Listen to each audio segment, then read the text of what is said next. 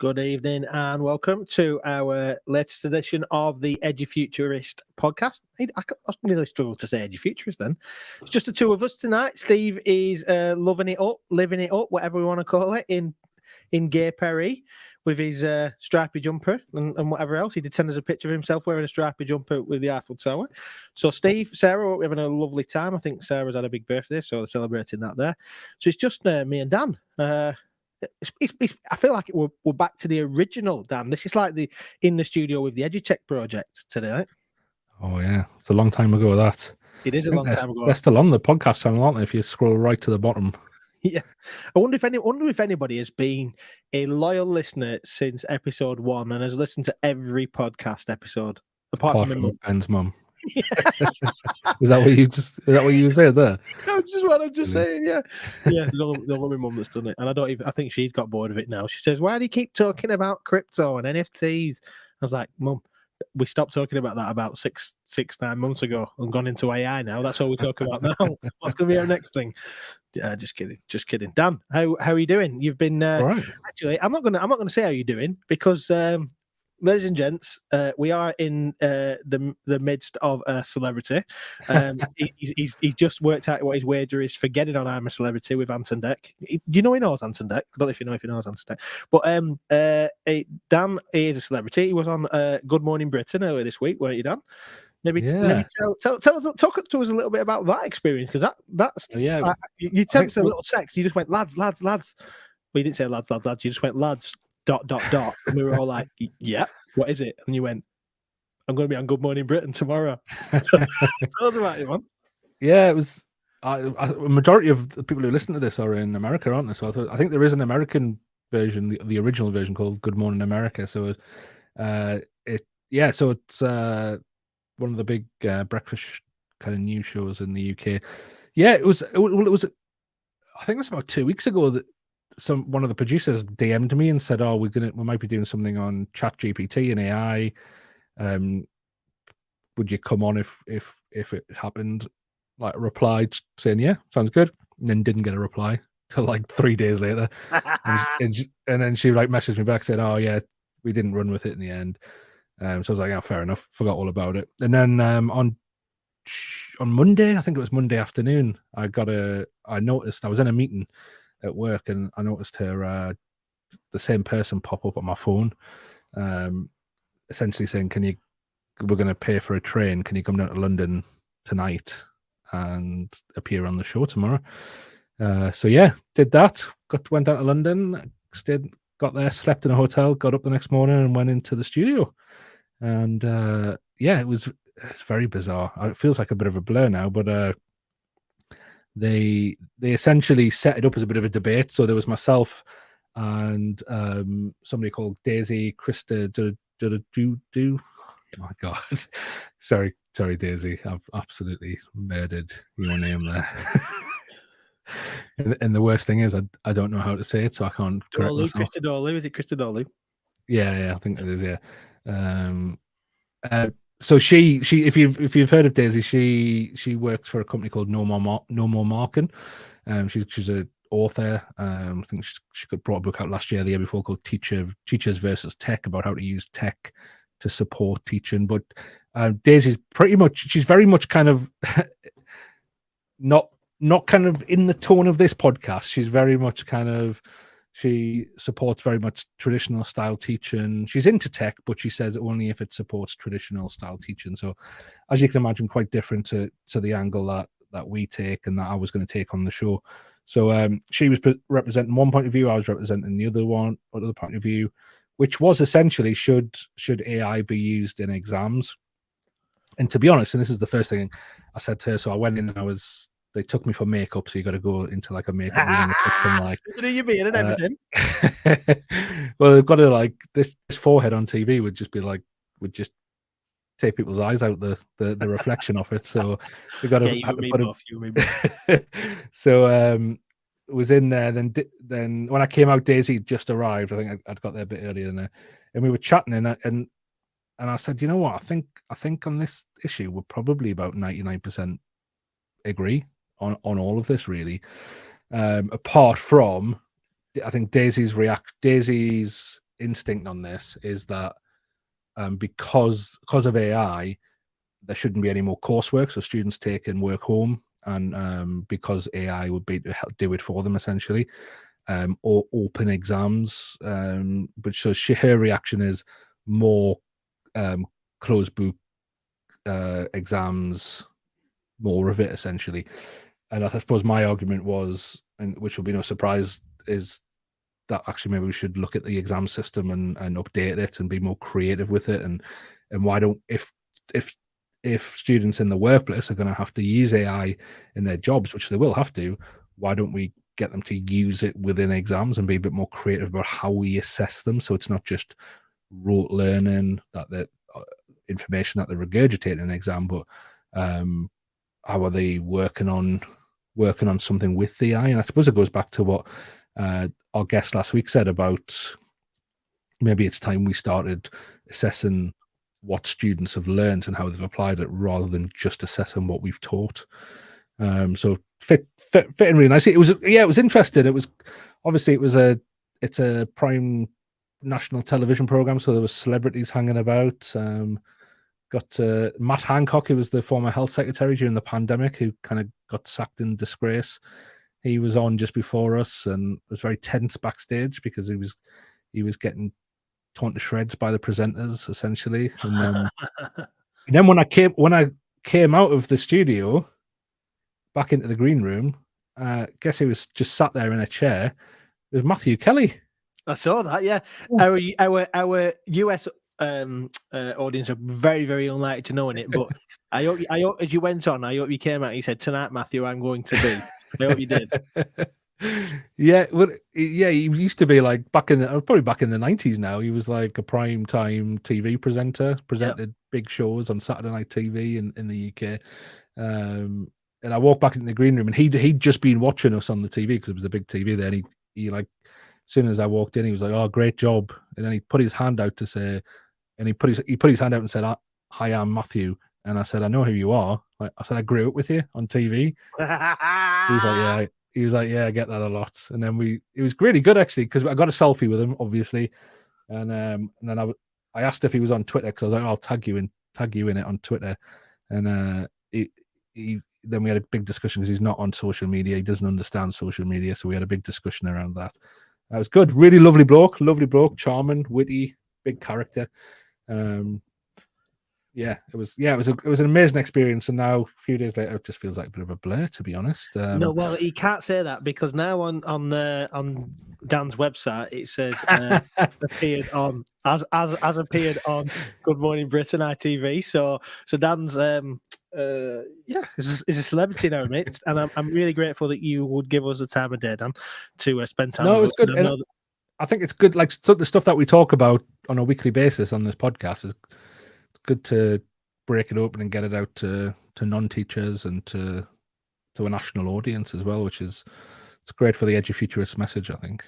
Yeah, absolutely. And I think we've always said, haven't we, that we know that our thought process and our ideas around schooling and assessment and education, full stop, aren't traditional, and they aren't necessarily widespread. But we think if enough people hear it and we get it in the right spaces, then I think there'll be a lot of people that would agree with changing up the system and doing things differently. And in the UK, just this last week, we've all seen some massive challenges that are in the education sector in terms of. And by the way, I'm a massive proponent. I'm going to be political here. No qualms about it. No apologies for it. Super supportive of the people that were on strike this week to try and change the system for teachers and for people in education. So I think, like, the whole system, we've been saying for a long time, needs a revolution, needs a massive shake-up, changing very, very differently. And I think that's what, for those of you who have watched Dan's appearance on the TV this last week, we were just talking before we came on air. What Dan was trying to say is that we're not trying to fit ChatGPT or AI or any other kind of tools into an existing system. We're saying, actually, this stuff can help us create a brand new system or a way of working. So I think that's what we'll try and get into a little bit this evening. But yeah, it's been it's been a bit of a whirlwind for you, Dan, because it's gone quite quickly, hasn't it, as well, in terms of this whirlwind of ChatGPT and AI and the stuff. Yeah, it's kind of that took off, hasn't it? I think a lot of people have realized, and I think it took a lot of people by surprise when this was released. But as soon as you start pointing out the implications for education, it's I think it makes a lot of people think, oh my goodness, like this has got to change. It's got to change. It's anything to do with kind of any job that's built around information. And I suppose education is going to be disrupted massively. And I know we talk about how education seems to be one of the only industries that has avoided disruption. Yeah. It just seems to have. I mean, I know we've got ed tech and but actually, ed tech for the large part, just for 99% of cases, it just goes to support the traditional style of how we do things. It hasn't disrupted. It's just kind of been an add-on. But I think that time is coming, really, where education will be disrupted and we'll have to rethink how we do it. Otherwise we're going to get left behind, I think. Yeah, and I think it's interesting that from the terminology that we'd use a lot in this is that edtech has traditionally been box one, hasn't it? It's been about engineering things to make things more efficient in the current system. Primarily, not always. Some of the stuff that's coming out is not, and we've been quite fortunate to work with some wonderful companies that are doing things very, very differently. But if all we're doing is honing the machine and tweaking the machine and making it more efficient, then we're saying that's not enough. And the revolutionary nature of things like ChatGPT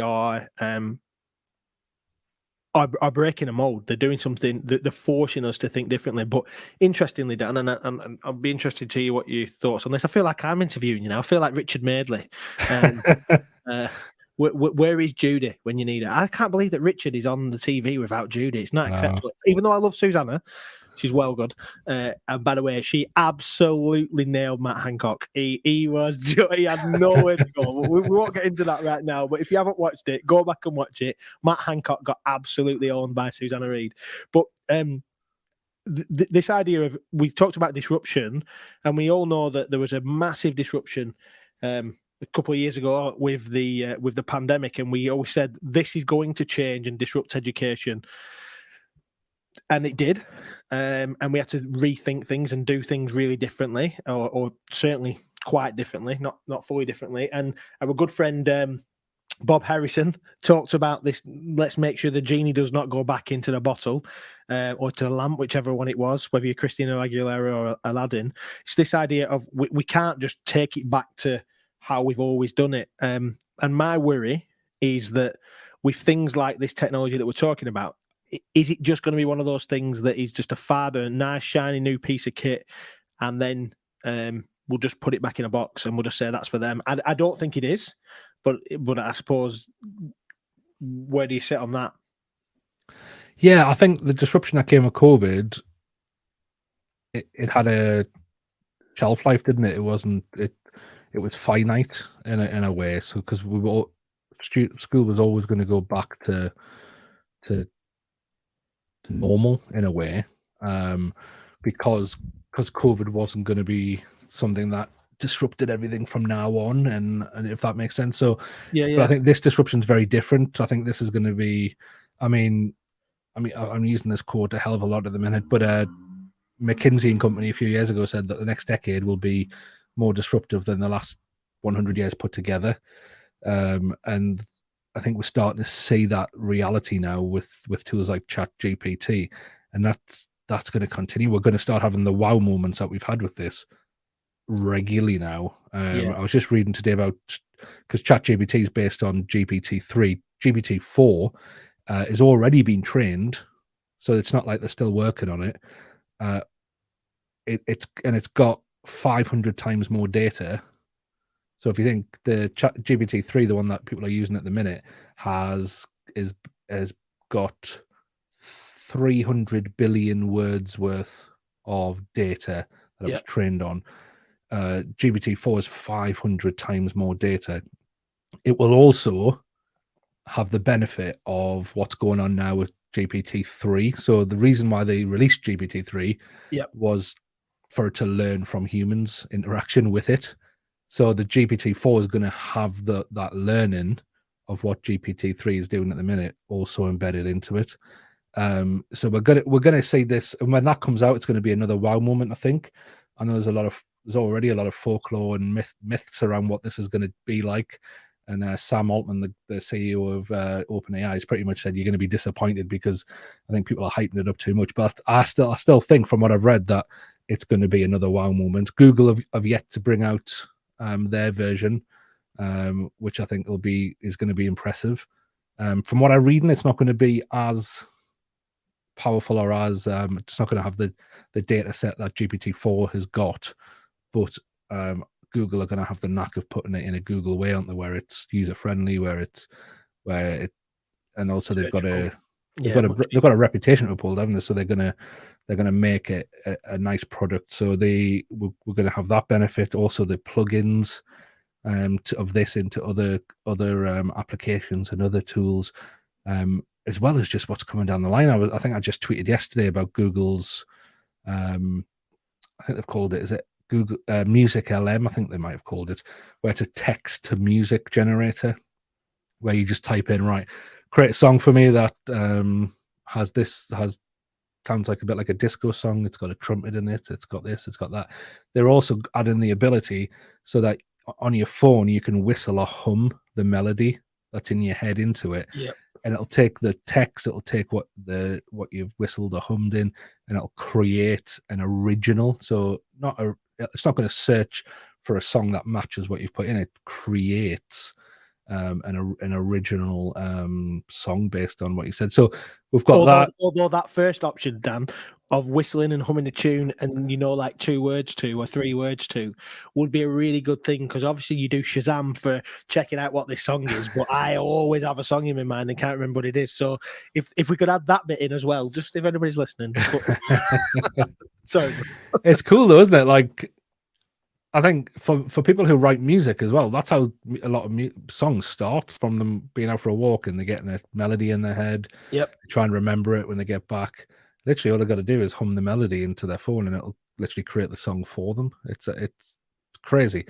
But there's obviously, like, I think going back to what you were saying, Ben, if we don't react to it, there's already a gulf between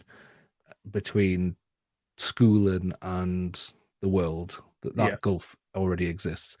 And I know there's the argument, and I know Daisy, who I was on the TV with, makes the argument that were you on the TV? How did you mention it again? that school isn't just about preparing people for careers. I completely get that. However, for a lot of people it is, and I don't know about you, but it's about creating people who will be successful, I think. So in whatever they do, I think that's kind of my definition of education. I think it's to help people be successful, not necessarily in a career, but if you think most people are going to spend most of their day, every day, until they're an old person, with a career, the career bit's pretty important, isn't it? It's quite a vital element. And if we're not doing a good job of preparing students for that and preparing to be successful, then I think schooling is not doing its job. And I do come across teachers who kind of advocate for this education as an end in itself. And we're both ex-philosophy teachers. We get that. We get the whole idea of education as an end in itself. And we probably understand and to a certain extent sympathize with those values. However, most people don't see that. I think that's almost a personal choice of a few people. Most people want an education so they can go on and apply it and see success in their lives through a career, through a relationship, whatever it is. So I think we have to prepare people for this. We have to prepare people for what they're going to be working with, what they're already working with. Let's be honest. I was with I've got a brother who's 13, and I was showing him. I got him to pull up his French homework off the app on his phone, his homework app, and we stuck it into ChatGPT, and it did it for him. Now, some of you might say, "Well, you've just taught him how to cheat." Well, this tool exists. And ultimately, that we get into that argument then about what is really cheating, because reality is, if the completion of that homework is to do what, it surely is to do. Ultimately, I know I've been that teacher who has set homework because it's my day on the homework timetable, and I found something to give somebody. Now, I'm not saying that this French teacher did that, or obviously most of the teachers that listen to this obviously don't do that. They only set things that are genuinely necessary. But the reality is, in that sense, is that teaching and homework can tend to be just a box ticking exercise. And I wonder if what Daisy was intimating there about coursework not being able to be done at home is that there's probably some movement. I'm not saying Daisy's saying this, but there's some movement perhaps towards this idea that maybe we shouldn't just keep banging loads of homework to students and getting to that point. And if we're just putting mind-numbing tasks in people's apps or on people's homework diaries just because that's what they should do and the homework is really important, maybe we need to ditch that homework that Matt Miller and Casey Bill were talking about all them years ago. And I think my take on it is that I don't want my children to be doing work just because, or doing homework just because, well, that's what they're supposed to do and that's what it says on the policy. It needs to be meaningful. And if there's a tool like ChatGPT where they can put that in, realistically, that requires us as teachers to rethink our modelling, rethink the homework we set. So, for instance, in that French homework, and if you set a piece of French homework that can be answered by an AI machine in seconds, likely, then surely your brother should be able to justify why it's worded like that. And the conversation, should there be more of a, and we talked about this a couple of weeks ago, didn't we? Like with that, that being able to justify it through oral communication and being explained why you've picked what you've done and why you chose that wording and why you did this. That is way more of an important skill than just completing the homework for the homework's sake, isn't it? I think so. And I think it's a bit of a false dichotomy, if I'm honest. Like, a lot of the debate is, well, we can't set that type of work for homework anymore. I don't think anyone really does, do they? Like, when I know I'm out of secondary education now, and I have been for over a year, but I don't know anyone who's just said, oh, for your homework, write an essay. Like, nobody really does that anyway. It might be like learn something that you bring to the next lesson, like that kind of flipped learning type thing. But I don't know anyone who wasn't doing any homework that then had to be demonstrated within the next lesson. I think most teachers do that anyway. And to be honest, I think that argument, like, I post quite a bit on Twitter about this and interact with quite a few people, and I must say it's probably 1% that actually who are worried about this technology in terms of plagiarism, and it's not that many people, because that's not how learning works anyway. It's not just, I think in university it does, from my experience at university, where at the end of each module we had to write an essay and then hand it in and it got marked. I think that type of system, which isn't the most dynamic system at all, that's in danger, and they're going to have to really, really rethink what they do, because but I don't think a place like a secondary school or a high school works like that necessarily. It's just not good teaching for a start. No, and it's that stuff that we've talked about for years and years and years. And I know when we worked together, Dan, we talked about this idea of we have to like almost kid the exam. So you've got to like ace in an exam and teaching to the test, and this idea of, okay, so we used to teach religious studies together, and like, okay, we had an 8-mark question, and that 8-mark question needed 4 points, and you needed to make sure that you included a quote as one of them, and you've got to refer to a different point of view, and you create a framework, a rubric for answering that question, and then somehow the young people would remember that. And we had little acronyms. I don't even remember what they are now, but we had little acronyms for the 6 markers and for the 4 markers, and so that we'd make sure that they got everything in they needed to pass that exam. Well, it makes me sick, really, thinking about that. I know that was a system we had to follow, and it's a system that many of our teaching staff still have to follow, because the requirement is those high stakes exams. But as we come back to again and again and again, that the high stakes exams are just not fit for purpose. They're not the only way to assess, and they're not the fairest way, regardless of what all the trads are trying to tell us. It's not. It absolutely isn't.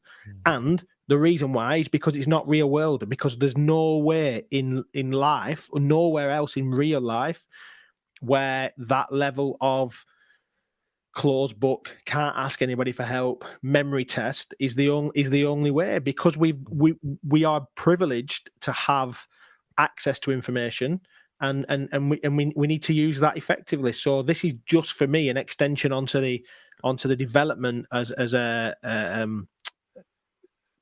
humans, and acknowledging technology. That Overton window concept of it seemed really, really strange, and like this is not, it's like niche, and there's all these pioneers that are trying it, and then all of a sudden it just becomes normal, and we go past it, and this is what we do.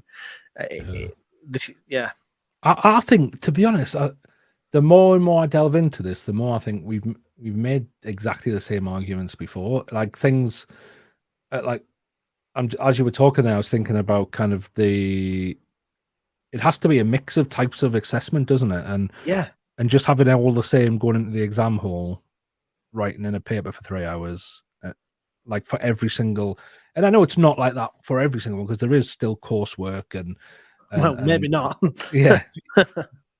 and depending on the subject, there might be practicals, like if you're doing sport or like performing art or something like that. But I think it just has to. We've talked in the past about what about, and I think it was probably a couple of years ago now, when we had like the guys who do e-assessment on. Yeah. The two guys who, I think one of them was stood in his kitchen. I've got that memory for some reason. Alpha Plus, yeah, it was the guys. Yeah, yeah. And I think we were talking to them about, actually, what about one of the main skills you're going to have to do in the workplace is nobody really gets things done on their own. You collaborate on projects, you collaborate on getting things done.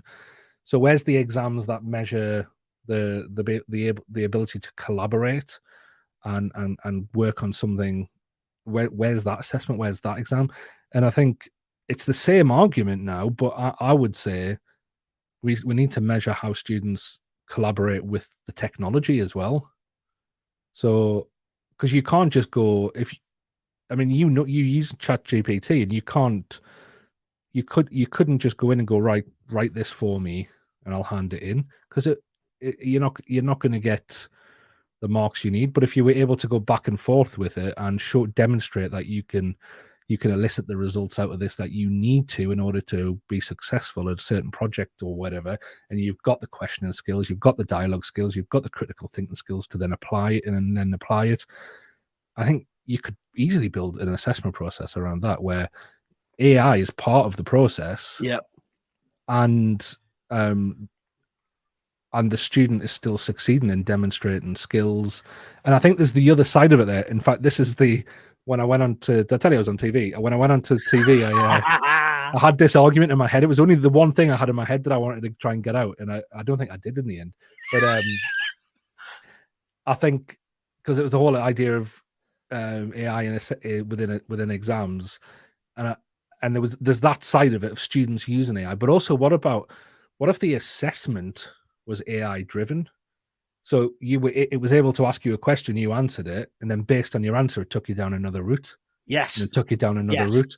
And the exam was completely personalized to you. Because let's say me and you both work for the same company, Ben, and we're both tasked with the same thing. We're probably not going to take the same route. We might both absolutely smash the task and do really well at it, but I might go off on a tangent, and I might go do something else, research something else. You might go and do, like, we'll go on completely different paths, but we'll still get to a successful result. Whereas a static exam can't facilitate that type of thought process, that type of working.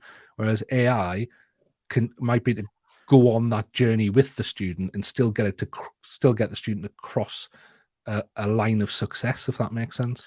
Yeah, I agree. I totally agree. And I think it ties into as well this idea. So actually what we're saying there is using AI we think that students should be able to use it as long as it's part of a broader assessment piece. It's not the only way to be assessed, and we actually think that justification, that measuring of collaboration stuff sits in there. And you're also saying actually AI can help us create those personalized pathways that we've been talking about and banging on about in terms of personalized problem-based learning and all that kind of stuff that is bespoke based on the answers that you've been given. That's bang on. Actually, oh, by the way, just before we move on, I'm just going to share that. Dan, you talked about that episode. I found it on. It's not actually on YouTube anymore, but it's there on Facebook. Oh. And look at that! Look at that! Look how thin I look. Oh my goodness! Dan, look at all your hair. I had hair. I know it's after 2020 as well, so it was in 2020, so it's almost. I knew there was a guy in a kitchen stood next to an auger. Like that. Yeah, that's the one image I've taken from that interview. So for those people who are just listening, check it out on YouTube. But there's that episode with John and Gavin from Alpha Plus. But I think that point you've just made there about using AI for personalized exams and personalized assessment is gold. I think it's also interesting to think about this, that those people who are opposed to using AI for students or banning it for students, and that's not just Daisy. There's lots of people that are talking about it. There's people that have written applications and created what are they called?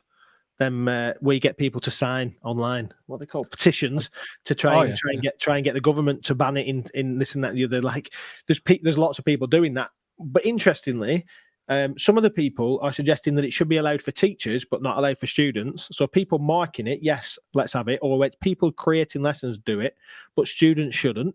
And I think to myself, hold on a minute, there's a massive flow in logic right there, and there's a massive inequality to suggest that it's okay for teachers to use, it's okay for adults to use, it's okay for people as professionals to use, but not the children. Let's leave the children to do the real learning. I just think, hold on a minute, I know that's just a dick move. And all these companies scrambling to get AI plagiarism checking software. Absolutely, just like, get out. Like, seriously, we don't need it. You're trying to keep us in the box. You're trying to keep it in the box. Like, we need to move out. We need to get away from that type of system.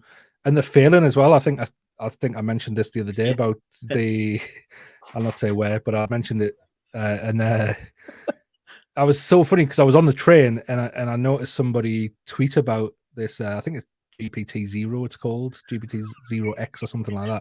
This new plagiarism checker. And I was like, I just knew. I knew it wasn't going to work. As soon as I saw it pop up, I was like, it can't work. It can't. I've been playing with this intensively. So I was on my way to a hotel, got the hotel, and opened it up, went on to ChatGPT, got it to create some content for me, and I was fairly like in depth with it. Because I thought I want to give this a run for its money. See, because if I was a clever student, I wouldn't just be going, write this essay for me. I'd be saying, here's an essay I've written before, copy my style, make spelling mistakes, make grammar mistakes, write it at my age level. I'd be being clever with it. Yep. So I did something very similar, did that on a certain topic, copied and pasted it in, and it said, this is likely written by a human. And it wasn't. I thought, the system. You schooled the system. You can't like. And even I saw a quote from Sam Altman, who the CEO of OpenAI, who said recently that in fact I might have the quote here. Where was it? The quote was provided by Matt Miller, who was actually in the studio, wasn't he, back in the day? Yeah, he was. I think he was number 2 or number 3. I think he was really early on. We got a big name in Matt Miller at that time. Yeah, he's even bigger now. He's like a superstar in America. Yeah, he is. Yeah. So Sam Altman said there may be ways we could help teachers be a little more likely to detect output of GPT-like systems, but honestly, a determined person will get around them. And I think I tweeted about it. I showed it on. So I think it's true. But there is something that's just come out. I think the OpenAI have just created that almost like their own plagiarism checker, or their way to. It's a tool that then says this was created by OpenAI. I haven't had a chance to have a go at it yet, but they're obviously kind of throwing a bone at those concerns, and I'd be interested to see if it actually is completely foolproof, considering Sam Altman himself said that it probably wouldn't be.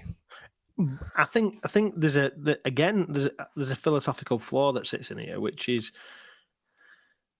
like, what is cheating and what is plagiarism?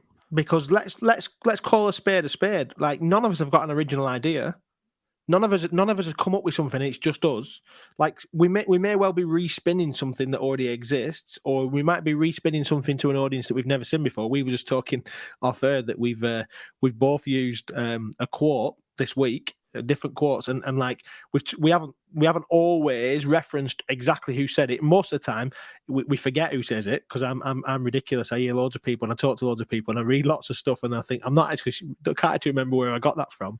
I've nicked it probably, but like, we're all kind of a sum of our connections. We're a sum of the books we've read, the podcasts we've listened to, the discussions we've had with other people, the lessons we've been in, the TV programs we've watched. Like nobody's really that person, are they? So interesting. So yeah, I've just put on the screen just to back up what you were saying. Really, in the same podcast that we've done, we've shared our screen. It's like we've not done this in years. So like, it's like a proper thing. It's because Steve's not here. This is from a presentation that Matt Miller gave it. I think it might be an FATC in America last week, and he's kind of come at it from the same point of view of plagiarism isn't a black and white thing; it's a scale. And if you see here, he's got at the top, like, student used a prompt and copied the response. That's like the far end of the scale. The other end, student wrote all the assignment content without consulting AI. It's completely original. But then there's a whole lot in between. So a student consulted AI for ideas and then wrote their own version. Student wrote the main ideas and then AI generated a draft. Student created multiple AI responses, and the student used the best parts of those responses. The AI created a response, but then the student read and edited and adjusted and submitted. It's a scale here that we're talking about. And I think what you're saying there, Ben, is we do this all the time. Yep. We do this. Like, if I'm writing something and I need some ideas, I'll go and do a bit of research. I'll go and read articles that are on it to get it generating ideas in my mind. And then I think the whole argument of plagiarism, I think, it's a null argument. I think it's a valid argument in the current system. Yeah. And if education system decides it is a valid argument because we're keeping the current system, then I think we've just missed a massive opportunity to update the system, which I don't think we'll get away with, because the technology will just carry on improving until, like we've talked about in the past, the alternatives will be here. So Sora School, Synthesis School, where they're teaching students how to use AI. They're teaching students how to problem solve. And if you're a parent, you've got a choice whether to send your kid to an albeit an online school, but they're learning real modern day skills, how to use AI, how to problem solve, or you send them to a school that is burying its head in the sand. I know what I would choose.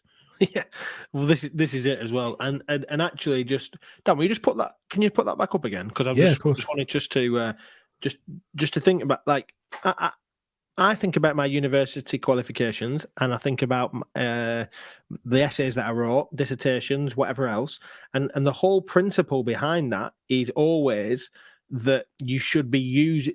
You never have an original thought, do you? When you write an academic essay, you intended to use other people's quotes, reference them using the Harvard referencing system, and you get penalized if you don't use it properly.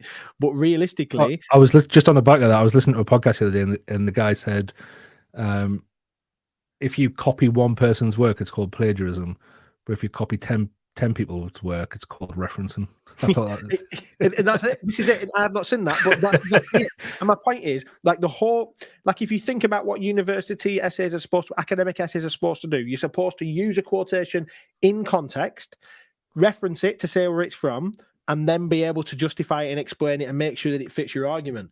Now, what we're saying here is, and I'm personally of the belief that we should use AI and openly use AI. And not no pun used intended to talk about open AI. What I'm suggesting is that actually, if we're using AI tools, then we need to talk about what we got from the AI, and then reference that. So we've got this piece of information, and rather than just putting it in carte blanche and then I've just copied that response right at the top of that scale that you're talking about there, I would suggest that is not doing the right thing. But to use that tool and then to put your own spin on things, or to take things and make it in such a way that you can create multiple student creates the multiple AI responses and then use the best parts, edit it, and then submit it, puts their spin on it, has critical thinking around it, has considered what the prompts are going to be, and all the things that sit with that, then I think that's a well worthwhile skill, and I think I would definitely not consider that to be cheating. I think that's a really wise concept,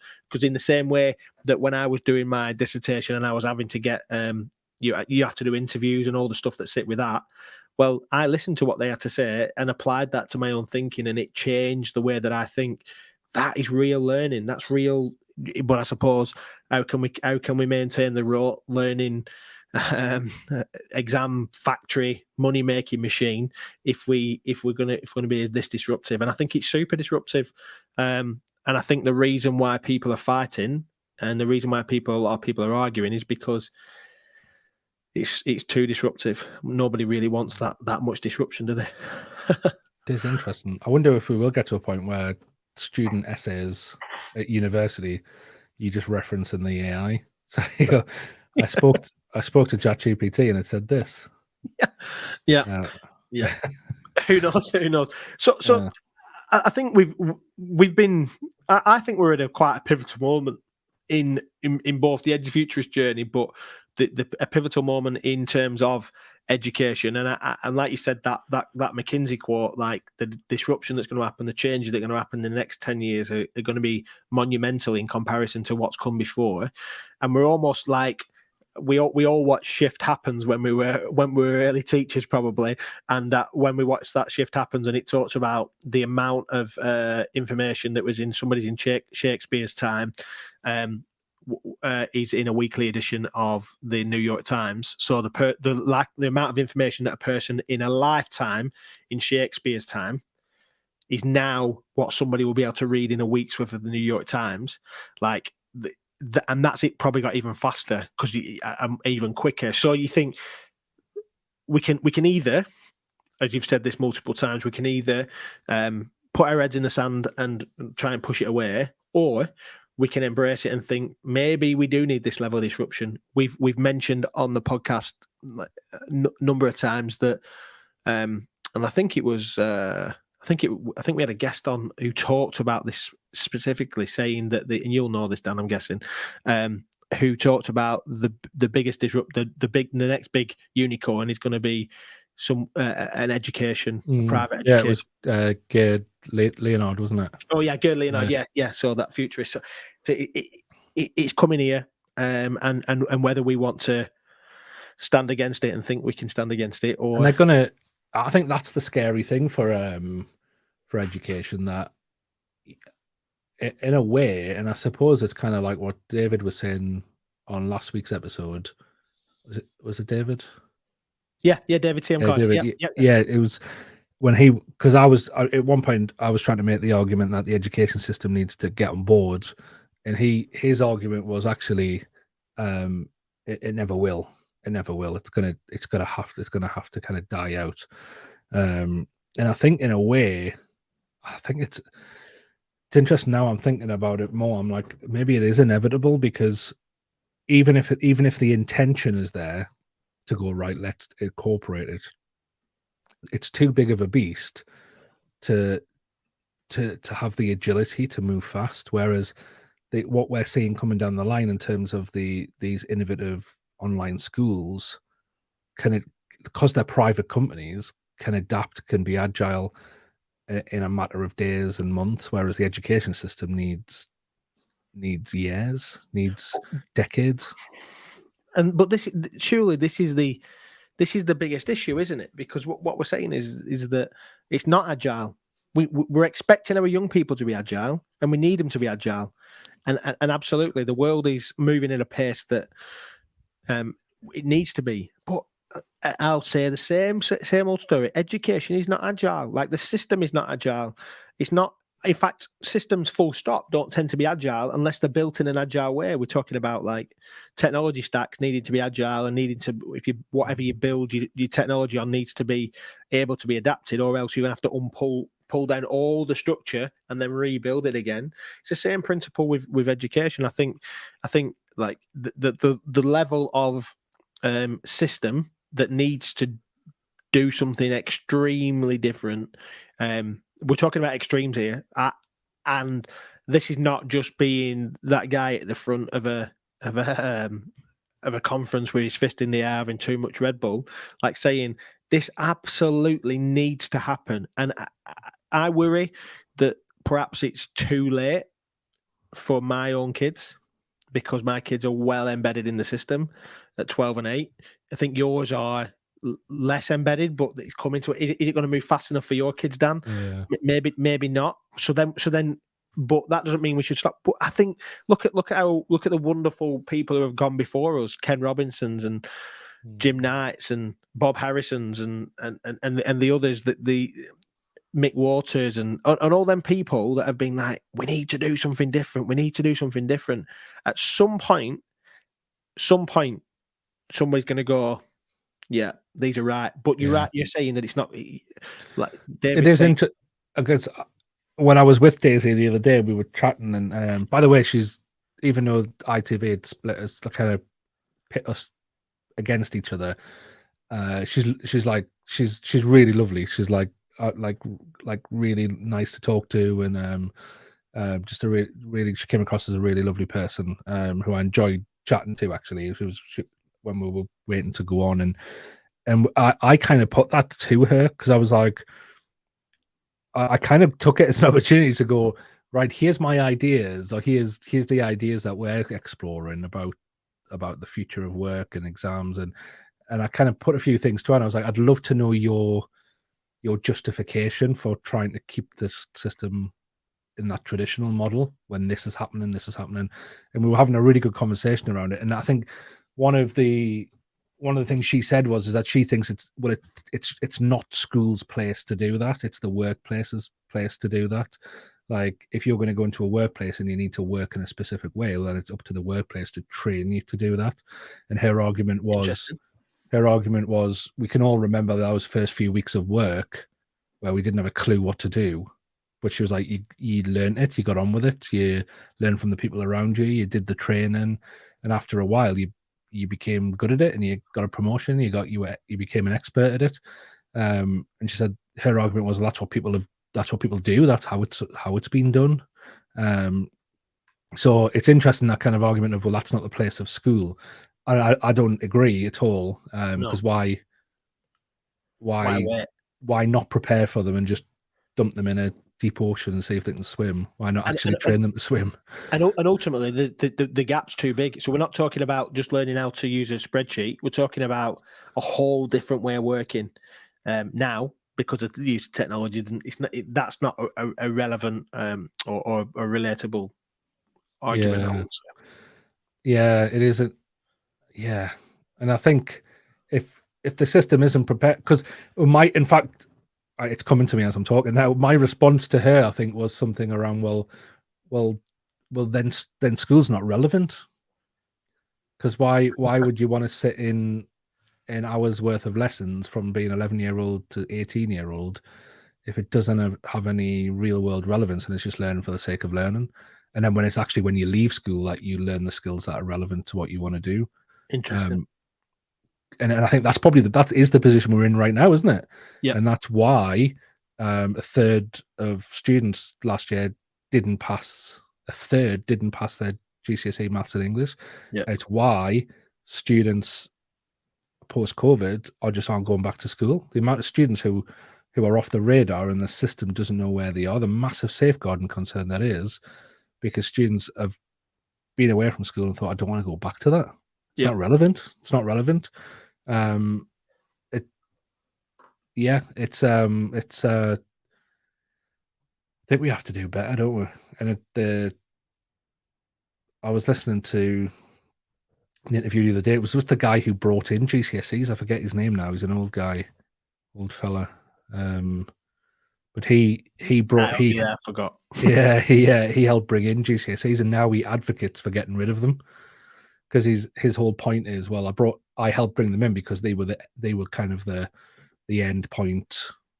But now that education goes on to 18 in the UK, he's like, there's no relevance. Keith Josephs, it is. Right. That's what it says. He introduced them. Oh, Keith, Kenneth Baker, you mean? that's him. Baker. Yeah. He was the That's him, education secretary at the time. Yeah. Right. Yeah.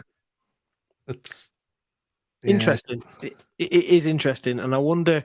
I do wonder, like, if we've seen. Well, in fact, I know some of the stats suggest that homeschooling numbers have gone up dramatically between 2021 to 2023. Like, I've never heard more people talk about homeschooling than I have in these last few months. I hear about, like, in fact, I was saying it to Stefan Powell when he was on. Yeah. Like, a few years ago, if someone said to me homeschooler, I'd either think somebody in America on it. I'll not say anything derogatory, but or like a hippie family. Like, do you know what I mean? Like, that's what I would think of. And I don't mean to be derogatory, but that just the bias that I had. But now I'm seeing just proper normal. Good. That's what you're going to say. That's what you're going to say. The way, but I'm saying just like people who I wouldn't expect. Again, it's I'm really showing just displaying my biases at the minute, but I think it's got a happy ending that I'm learning from it because I'm seeing now just lots of people who are doing it as a choice, who don't necessarily have to do it, and are doing it for normal reasons, and are doing it because they feel like they actually can do a better job. And I saw is it Chrisman Frank, the co-founder of Synthesis? Oh yeah. Tweeted yesterday or today saying something about he'd retweeted someone, like it was supposed to be like a funny tweet by a teacher who said, "Do you realize I've just realized that when I do my seating plan, I use the good kids as blockers." and I thought, actually, I remember doing that. Right, I'll put a good kid there because it'll be like a barrier between that kid and that kid. And he'd retweeted this tweet, and just said another reason why homeschooling is a good thing. And I thought, I don't know if I can argue with that. If you've got a good kid and the school's using them as a blocker just to stop two bad kids having a conversation, like, do you want your kid going to that school? And that's regular practice. Yeah, it is. We're taught how to do a good seating plan by using that methodology. Yeah. And it's madness, isn't it? It's madness. It's that whole idea that, well, I have an 8-year-old, as many of you who are listening will know. I have an 8-year-old and a 12-year-old, but my 8-year-old regularly comes home and says, and I say, "Oh, tell me about your day, what's going on," and we have them conversations. And I know that on our episode with Andy and Will from the Art of Brilliance, I was asking the wrong questions, but like some of the conversations that I have with them, and regularly Martha comes home and talks about that she's been helping the teacher today, and that she's been like, she'd finished her work and she was there to help the other children understand it, and a teacher asked her to explain it, not tell them the answers, but explain it in a way that they would understand. And I think to myself, and I did say to her once, more than once, like, have they paid you half of the salary for that lesson? Because like, she, as an 8-year-old, is now, and yes, we love that. I love the fact that she's developing those skills and but like, what about her learning? What about, like, why is she TAing for somebody else, and why is she doing that little bit for other people? If I was just looking at it black and white on that picture. But interestingly, that idea of homeschooling, again, from based on what you're saying there, I think I'd kill my kids, if I'm honest. If I was homeschooling, the pandemic was enough for me, and it takes a special set of parents, really. But if you've got the right skills and you've got the right tools, because I think ultimately that's the other thing as well, is that if you've got the right online tools, you've got the right in-person tools, and you've got I think don't that's the want my thing kids is, to go through the crap. There's just the social element. That's the bit, though, isn't it? And we know that the and then social just element. using, I think about that, and I think we're just using school for the social element.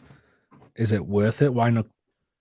I mean, your girls go to clubs and they swimming and sport clubs. Yeah. True. Could they not go to a like could there be like 2 hours online? It's something like synthesis school. Like then they go off and do their to their sports club or whatever. Then they go off and they spend some time in doing a work experience for an hour a day somewhere and checking out Yep. different and then do another Doing skills music, development. having Yeah, a like music lesson. Yeah. I think I genuinely think, because I used to think it was when you'd say homeschooling again, I had that image about, and I think it's getting onto what you were saying about not being able to cope with it, and I had that image of almost like an exam desk sat in the middle of the living room, all the books piled up, Yeah. the kid just not interested, and the parent pulling their hair out trying to teach them maths when they didn't know maths themselves.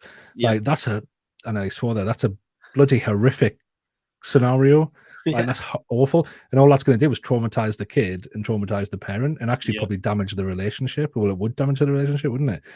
But when I hear about things that, like what Stefan was saying about how actually for homeschooling for them is just their son takes part in their lives, goes to work with them. They take them into the forest and they explore things like that. And I noticed there's I live just on the border of Northumberland, and there's up at Hadrian's Wall.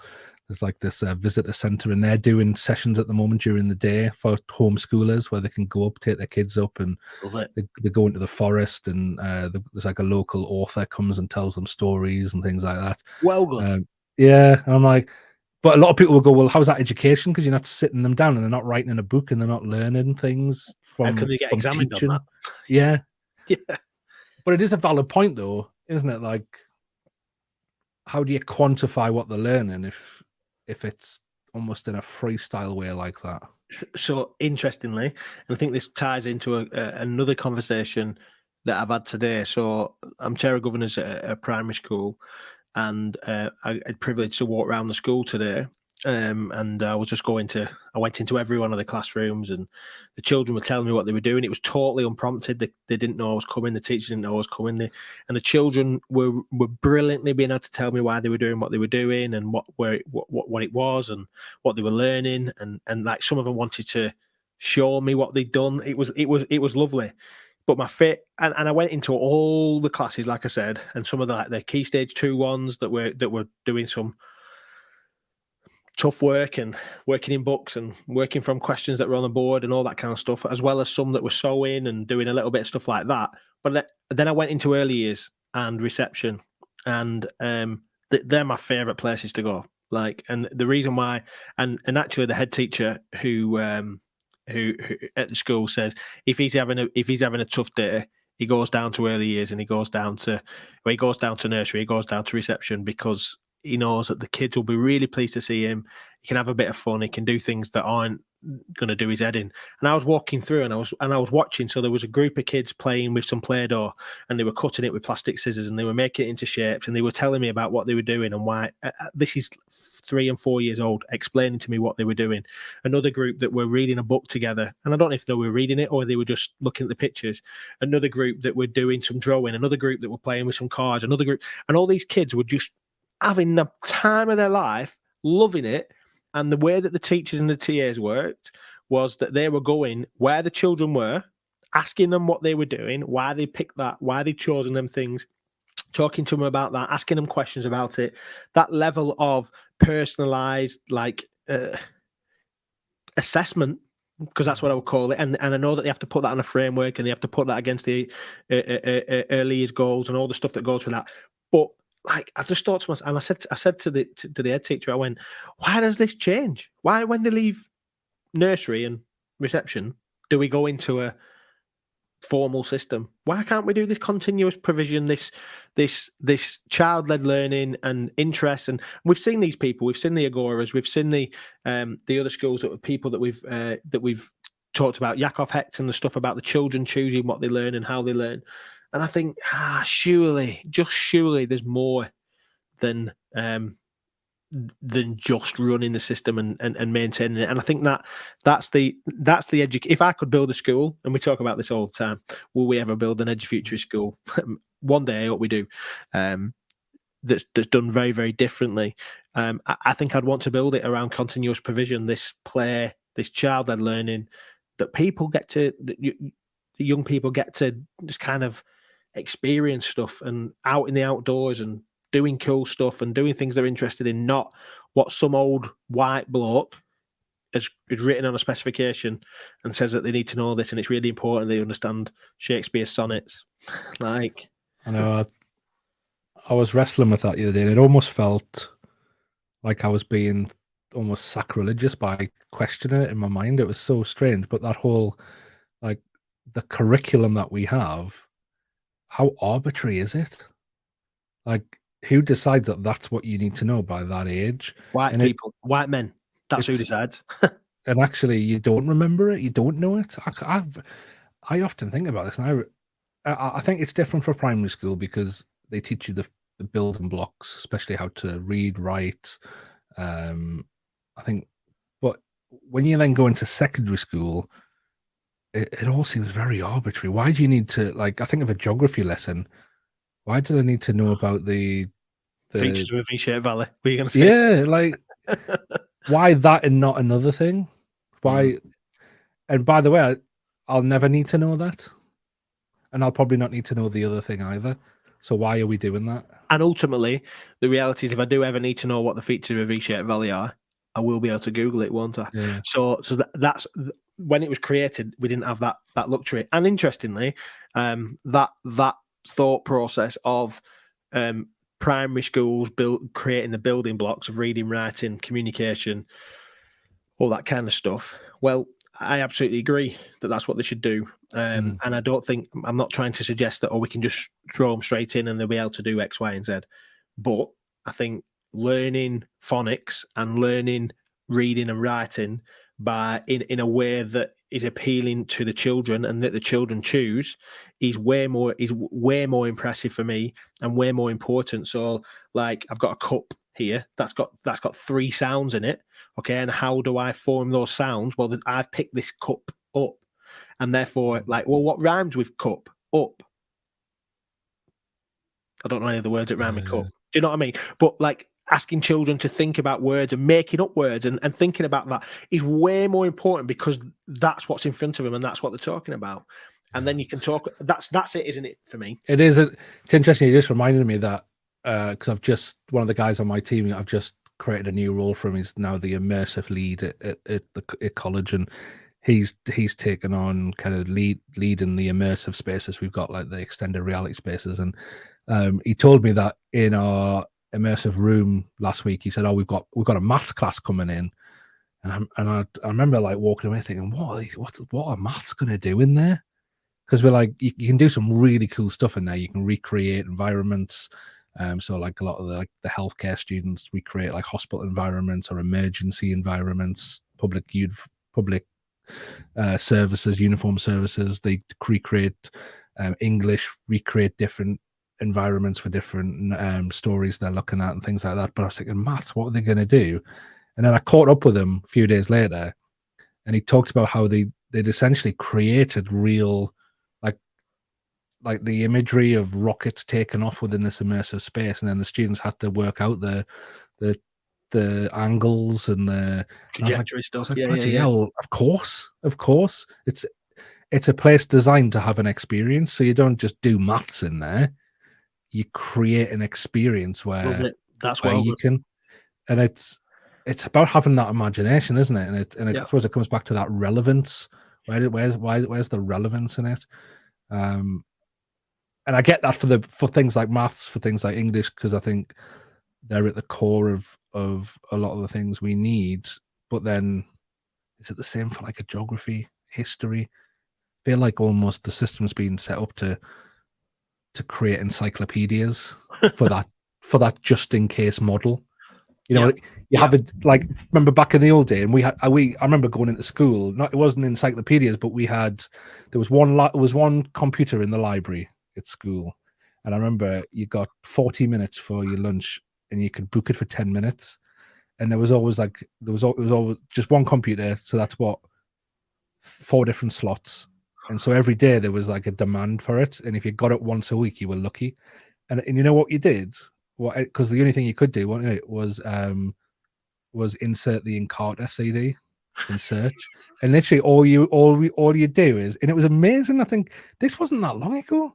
This was like around the year 2000. Like I was in year 7 in 1997, so we're looking very, very late 90s into the 2000s. Highlight was sticking the Encarta CD into this computer and just being able to search for whatever I wanted. It was amazing. You could just go and find information on things. That was like entertainment. It was amazing, and I think almost it is like that. If you can't, the education system is almost designed to turn someone into Encarta. Yeah. First of all, it can't happen. Just can't happen. Look at it. Nobody remembers 99% of the stuff they learn at school. They just don't. So it's impossible. And secondly, like you just said before, don't need it. Yeah. We've got Encarta on a CD. Well, we've got ChatGPT. We can just ask it a question. It's not needed. So what is needed? I think that's where I'm sure some people will be listening to this thinking these guys are advocating getting rid of a lot of things, but what are they advocating replacing it with? And I think that's the replacement, isn't it? Where we go, well, what is needed, and it is the things like showing students how to be human, the skills of humanity, of empathy, of creativity, of critical thinking, of what's wrong with showing students and teaching students and getting students to learn about how to live in this world, how to interact with a computer, but also another human in an efficient way. I think when for so long we haven't used our imaginations, and we're gonna have to start using our imaginations. Otherwise, we're gonna fail our children, and ultimately, we're gonna fail society.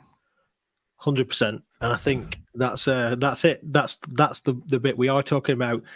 There is a solution. There is an option, and actually, look at this. This is like an almost perfect segue. That on the 4th of May, 2023, in Leeds, in the UK, we are going to be having an uprising.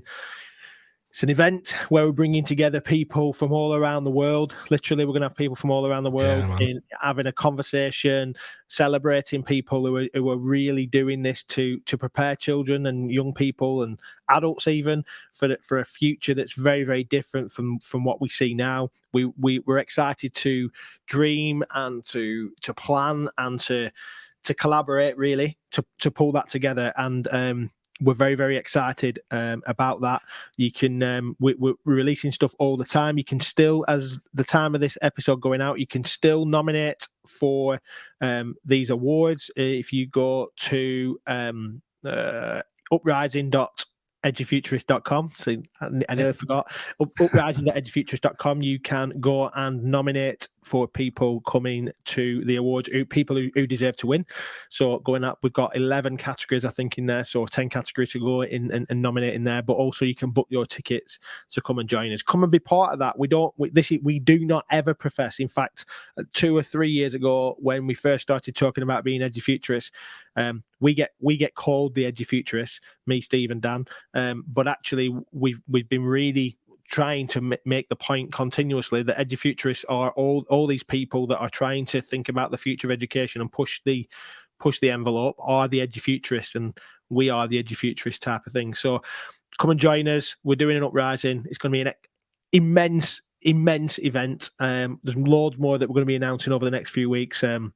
We've got some exciting people that are going to be there, and some exciting companies that are going to be joining us, and some exciting stuff that's going to be happening. So yeah, probably the best time for it. Yeah, sorry. It's probably the best time for it, considering what's going on. Yeah, I think there's a lot of people who'd never considered other ways of doing things are starting to do that now. Yeah, are starting to go. Actually, we need to learn more. And we put this in place well before ChatGPT got launched to the mainstream. No, I'm joking. I'm joking. We want you to be part of this. So go over and check out that. And also, this is episode 206. So there are lots and lots of episodes in the back catalogue. Go and have a listen to them. And most importantly, I'll say most importantly, I don't know if it's most importantly, it's certainly important. All these are important, so let's not have them in priority order. Newsletter.edufuturists.com. You can sign up and get our content that's coming out on a weekly basis. Loads and loads of stuff that's coming out. That's my favourite part of the week, if I'm honest. I like doing the podcast, but I like pulling out and having a look at what we're thinking about as a three. What people are writing is part of the essay. So newsletter.edufuturists.com to sign up for that if you haven't done so already. Yeah, we should probably do that at the top of the show, really, shouldn't we? Yeah, probably, because people might not have got this long. Hey, Mum, thanks for sticking with us to this end. Also, new logo. Oh, Dan's put a new logo in. I don't think he's checked this out with Steve yet. So has Steve agreed the new logo? Well, it is the new. It's the logo for Uprising. Yeah. So that's the Uprising logo in there for the edge. But yeah, there's a new logo. We know that Dan gets a little bit excited, and he did actually say it just before we went on. He went, "Yeah, he had 10 minutes spare beforehand, so I'll pull it all together and have a little bit of a play." He likes doing that. So it's been a good one. Like no, Steve, but we still managed to do 71 minutes, which is good. Which is good. It's not quite a record, but it's almost there. Next week we've got Samson Wambuzi and Erin Fitzgerald from So doing some amazing stuff in Africa with the schools that they're creating. So looking forward to that. That's the first time I've ever done that, isn't it? Like said, what's coming up next time? Yeah, I'm not here this next week, so the next 2 weeks actually I'm away. So enjoy that. Don't miss me too much, lads. And look forward to listening to it. In fact, I will listen to it. I know you lads never listen to it when I'm not here, when you're not here, but I will. So, gents, there's not just me and you. It's just us. I'm talking to myself. Dan, it's been a pleasure. Thanks for joining us. Even though you are a celebrity, you are well done this mate. Well done this week, mate. Cheers. I'm off to bed. See you later. 1